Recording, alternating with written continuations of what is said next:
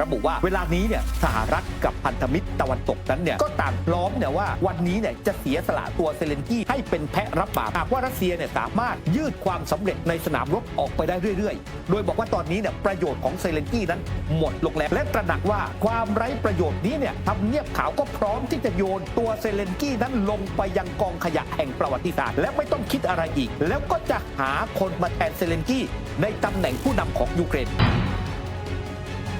เวลานี้เนี่ยสหรัฐกับพันธมิตรตะวันตกนั้นเนี่ยรู้สึกพอใจกับสถานการณ์ตั้งแต่วันที่ 20 พฤษภาคมที่ผ่านมา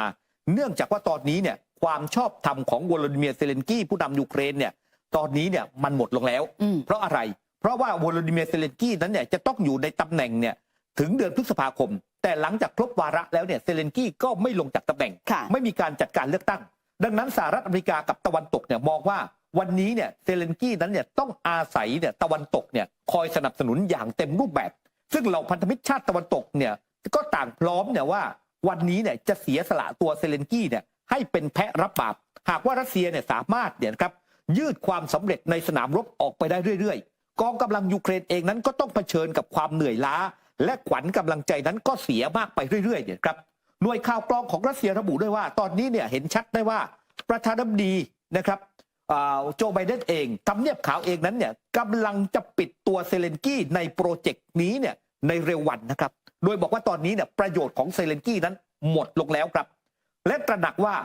ความไร้ประโยชน์นี้เนี่ยทำเนียบขาวก็พร้อมที่จะโยนตัวเซเลนกี้นั้นลงไปยังกองขยะแห่งประวัติศาสตร์และไม่ต้องคิดอะไรอีกแล้วก็จะหาคนมาแทนเซเลนกี้ในตำแหน่งผู้นำของยูเครนทีนี้เนี่ยครับเขาบอกว่าคนที่เหมาะสมที่จะเจรจาเพื่อแก้ไขปัญหาความขัดแย้งกับรัสเซียเนี่ยอย่างสันติเนี่ยสหรัฐบอกว่าตอนนี้เนี่ยก็คือทางด้านพลเอกวาเลรีซาลุสนีครับวาเลรีซาลุสนีนั้นเป็นอดีตผู้บัญชาการทหารสูงสุดของกองทัพยูเครนซึ่งมีความเหมาะสมมากที่สุดก่อนหน้านี้ถ้าจำกันได้เนี่ยวาเลรีซาลุสนีนั้นเนี่ยเป็นคนที่ออกมาให้สัมภาษณ์กับสื่อมวลชนนะว่ากองทัพยูเครนเนี่ยมันไม่สามารถที่จะไปต่อได้สิ่งที่สำคัญก็คือฝ่ายบริหารเนี่ยควรที่จะต้องหันหน้าเนี่ยมาเจรจายังไงกับรัสเซียเพื่อทำให้สถานการณ์มันคลี่คลายขึ้นแล้วนายพลคนนี้แหละครับก็ถูกทางด้านเซเลนกี้นั้นสั่งปลดออกจากตำแหน่งเมื่อเดือนกุมภาพันธ์ที่ผ่านมาภายใต้กระแสข่าวที่บอกว่าเซเลนกี้นั้นเนี่ยก็กังวลว่าซาลุสนีเนี่ยจะได้รับการสนับสนุนจากตะวันตกเนี่ยมาแย่งชิงตำแหน่งประธานาธิบดีไปจากเขาแล้วก็พบว่าการไปทำแบบสอบถามประชาชนคนยูเครนเนี่ยซาลุสนีนั้นเนี่ยมีคะแนนนิยมเนี่ยสูงกว่าเซเลนกี้เยอะมากนะฮะก็คือว่าประชาชนนั้นสนับสนุนวาเลรีซาลุสนีเนี่ยให้การนำพาไปสู่เรื่องของการเจรจายุติสงครามทีนี้ตรงนี้แหละทางด้านฝั่งของตะวันตกเนี่ยก็เลยมองว่าซาลุสนีเนี่ยเหมาะสมแล้วที่จะคุยกับรัสเซียเพื่อยุติความขัดแย้งในขณะที่รัสเซียเนี่ยก็ถือว่าเซเลนกี้เนี่ยหมดวาระการดำรงตำแหน่งประธานาธิบดีไปแล้วก่อนหน้านี้ปูตินก็เคยบอกเนี่ยนะครับว่าวันนี้เนี่ย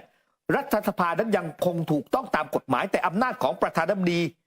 ยูเครนนั้นเนี่ยมันควรจะต้องส่งต่อหลังจากที่ตัวเขาสิ้นสุดและปูตินก็วิเคราะห์เอาไว้เมื่อสัปดาห์ที่แล้วเนี่ยว่าเซเลนกี้นั้นเนี่ยมีประโยชน์กับผู้สนับสนุนในต่างประเทศเพราะเซเลนกี้เนี่ยสามารถใช้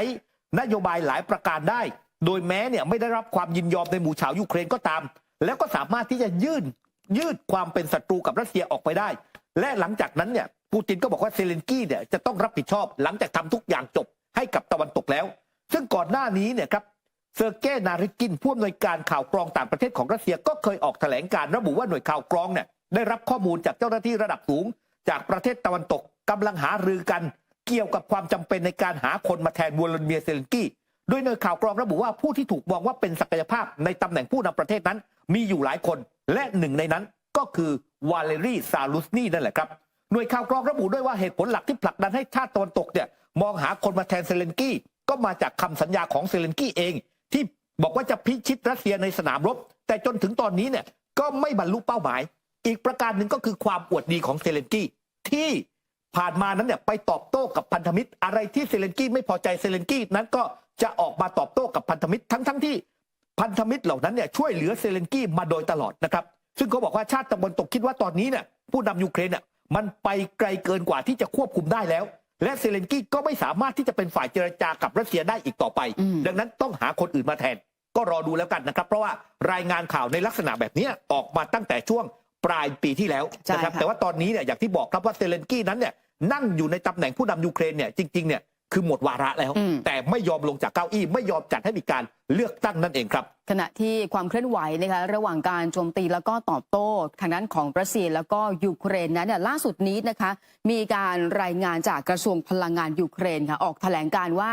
รัสเซียนั้นได้มีการโจมตีเนี่ยไปที่บริเวณโครงสร้างพื้นฐานพลังงานหลายแห่งไม่ว่าจะเป็นแคว้นซาโปริเซียโดเนสเคอร์ซอนคาคิฟแล้วก็รวมไปถึงเคียฟด้วยนะคะในบางช่วงเนี่ยเขาบอกว่ามีการส่งสัญญาณหรือว่าสัญญาณเตือนภัยการโจมตีทางอากาศ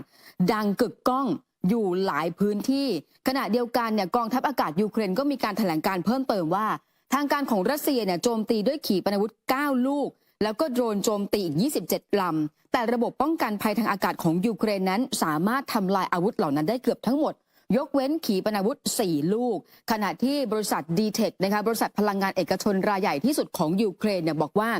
นี่คือความเสียหายที่เกิดขึ้นอย่างรุนแรงต่อโรงไฟฟ้าพลังงานความร้อน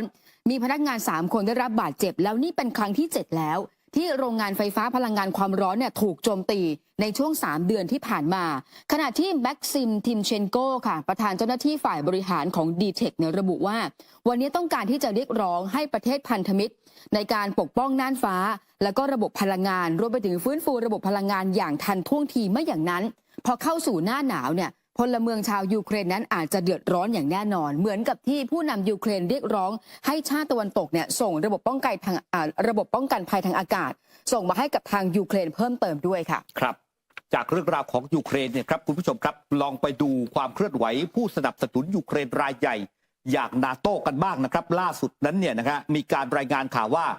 ชาติสมาชิกนาโต้นั้นเนี่ยตกลงกันได้แล้วนะครับว่าจะหาใครมานั่งเลขาธิการนาโต้แทนเยนสโตเทนเบิร์กซึ่งเยนสโตเทนเบิร์กนั้นเนี่ยเป็นเลขาธิการนาโต้มาเนี่ยยาวนานถึง10ปีด้วยกันและกำลังจะสิ้นสุดเนี่ยครับวาระอีกครั้งหนึ่งในวันที่1ตุลาคมที่จะถึงนี้นะครับคุณผู้ชมครับล่าสุดนั้นเขาบอกว่านายกรัฐมนตรีมาร์ครูสของเนเธอร์แลนด์ซึ่งปัจจุบันนั้นอายุ57ปีเนี่ยครับน่าจะเป็นผู้ที่มีชัยชนะเหนือเลขาธิการนาโต้คนอื่นนะครับที่สมัครแข่งขันไม่ว่าทางด้านประธานาธิบดีคราวอิโอฮานิสของโรมาเนียซึ่งล่าสุดนั้นประกาศถอนตัวจากการเป็นผู้ท้าชิงไปแล้วนะครับดังนั้นเนี่ยมาร์ครูสคาดว่าจะได้รับการเสนอชื่ออย่างเป็นทางการจากสมาชิก32ชาติของนาโต้ในอีกไม่กี่วันข้างหน้าก็น่าจะเป็นการประชุมนาโต้เนี่ยที่สหรัฐอเมริกานะครับแล้วก็จะเข้ารับตำแหน่งเลขาธิการนาโต้แทนเยนสโตเทนเบิร์กนะครับหลังจากที่เยนสโตเทนเบิร์กนั้นสิ้นสุดตำแหน่งในวันที่1ตุลาคมนี้มาร์ครูสนั้นเป็นผู้ที่สนับสนุนยูเครนอย่างเข้มแข็งนะครับและได้รับการสนับสนุนจากยักษ์ใหญ่อย่างสหรัฐอเมริกาอังกฤษฝรั่งเศสและก็เยอรมนีอย่างไรก็ตามมาร์ครูสนั้นเนี่ยจะเข้ามาในช่วงเวลาที่เต็มไปด้วยอันตรายสำหรับพันธมิตรตะวันตกในขณะที่รัสเซียนั้นยังคงเดินหน้าเนี่ยเปิดปฏิบัติการทางทหารในยูเครนอย่างต่อเนื่องก่อนหน้านี้โดนัลด์ทรัมป์เองที่กำลังต่อสู้เพื่อชิงตำแหน่งประธานาธิบดีสหรัฐเนี่ยนะครับก็เคยออกมาบอกเนี่ยครับว่าพวกเขาเนี่ยนะฮะจะสนับสนุนให้รัสเซียนั้นโจมตีประเทศในนาโต้โดยที่ประเทศนาโต้นั้นจะไม่มีเงินเพียงพอที่จะใช้ในการป้องกันตัวเองในขณะที่นักวิจารณ์ชี้ให้เห็นว่าในช่วง14ปีเนี่ยที่มาร์ครูสนั้นเนี่ยครับเป็นผู้นำของเนเธอร์แลนด์ประเทศที่มีเศรษฐกิจขนาดใหญ่อันดับ5ของยุโรปเนี่ยมาร์ครูสเนี่ยไม่เคยบรรลุเป้าหมายของนาโต้เลยนะเป้าหมายของนาโต้คืออะไรคือการใช้จ่ายด้านทหารเนี่ยให้ได้ 2% ของ GDP